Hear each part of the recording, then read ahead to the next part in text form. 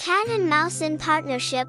A cat had made the acquaintance of a mouse, and had said so much to her about the great love and friendship that he felt for her, that at last the mouse agreed that they should live and keep house together.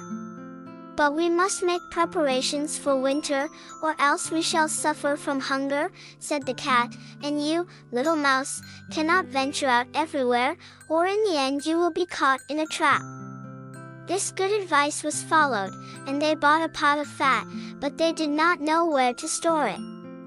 Finally, after much consideration, the cat said, "I know of no place where it will be better stored up than in the church. No one dares take anything away from there. We will put it beneath the altar, and not touch it until we are needed."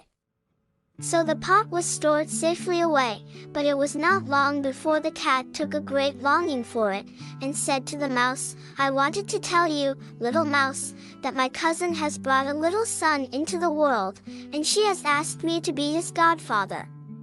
He is white with brown spots, and I am to hold him over the baptismal font.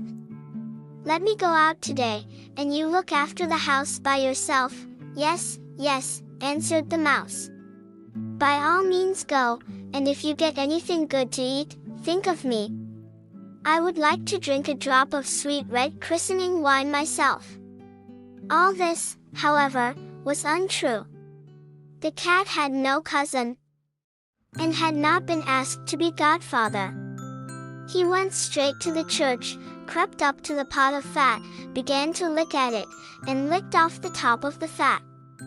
Then he went for a stroll on the roofs of the town, looked out for opportunities, and then stretched out in the sun, licking his whiskers whenever he thought of the pot of fat. He did not return home until it was evening. "Well, here you are again," said the mouse. "You must have had a happy day." "Everything went well," answered the cat. "What name did they give the child?" asked the mouse. "Top off," said the cat quite coolly. "Top off," cried the mouse. "That is a very odd and uncommon name. Is it a usual one in your family?" "What does that matter?" said the cat. "It is no worse than Crumb Thief, as your godchildren are called." Before long the cat was seized by another fit of longing. He said to the mouse, "You must do me a favor, and once more manage the house alone for a day. I have been asked again to be godfather, and since the child has a white ring around its neck, I cannot refuse." The good mouse consented. However, the cat crept behind the town wall to the church, and devoured half the pot of fat. "Nothing tastes as good as that which one eats by oneself," he said, and was quite satisfied with his day's work. When he arrived home, the mouse asked, "What name was this child christened with?" "Half Gone," answered the cat. "Half Gone? What are you saying? I have never heard that name in all my life. I'll wager it is not in the almanac." The cat's mouth soon again began to water for the delicious goods. "All good things come in threes," he said to the mouse. "I have been asked to be godfather again. The child is totally black, only it has white paws. Otherwise it has not a single white hair on its whole body. This only happens once every few years. You will let me go, won't you?" "Top off." "Half Gone," answered the mouse. "They are such odd names that they make me stop and think." "Here you sit at home," said the cat, "with your dark gray fur coat and long braid of hair capturing fantasies. That is because you do not go out in the daytime."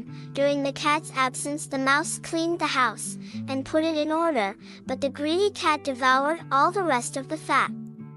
"One has peace only after everything is eaten up," he said to himself. Well filled and fat, he did not return home until nighttime. The mouse immediately asked what name had been given to the third child. "You will not like it either," said the cat. "His name is All Gone." "All Gone," cried the mouse. "That is the most worrisome name of all. I have never seen it in print. All gone. What can that mean? Then she shook her head, curled herself up, and lay down to sleep. From this time forth no one invited the cat to be godfather, but when winter had come and there was no longer anything to be found outside, the mouse thought of their stored food, and said, "Come, cat, we will go to our pot of fat which we have stored up for ourselves. It will taste good now." "Yes," answered the cat. "You will enjoy it as much as you would enjoy sticking that dainty tongue of yours out of the window." They set out on their way, but when they arrived, the pot of fat, to be sure, was still in its place, but it was empty. "Alas," said the mouse, "now I see what has happened. Now it comes to light. You are a true friend. You ate everything when you were serving as a godfather. First top off, then half done, then, be quiet," cried the cat.